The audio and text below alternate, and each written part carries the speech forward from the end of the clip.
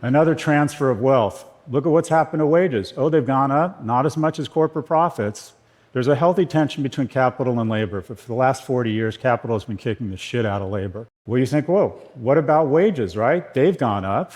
Well, if you compare them to the S&P, they barely register. It's been an amazing time to own assets, but your attempt to get the certification or the income such that you can acquire assets has gotten harder and harder. In my class of 300 kids, it's never been easier to be a billionaire. It's never been harder to be a millionaire. By the way, our job in higher ed isn't to identify a top 1% of people who are freakishly remarkable or have rich parents and turn them into a superclass of billionaires. It's to give the bottom 90 a chance to be in the top 10.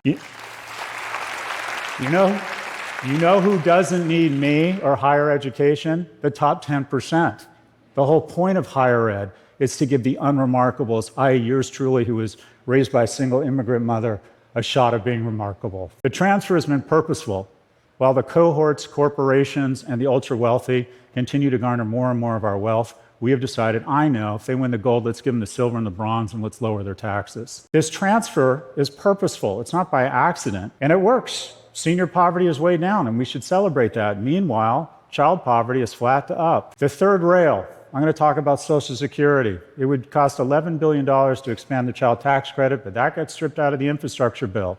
But the additional $135 billion a year to Social Security, that flies right through Congress. And every year we transfer $1.4 trillion from a cohort that is increasingly doing less well to the cohort that is the wealthiest cohort in the history of this planet. I'm not against Social Security, but the criteria should be if you need it, not whether you have a catheter. 80% of you have absolutely no reason to ever take Social Security. It is bankrupting our nation, and we have fallen under this mythology that somehow it's this great social program. No, it's not. It's the great transfer of wealth from young to old. How is this happening?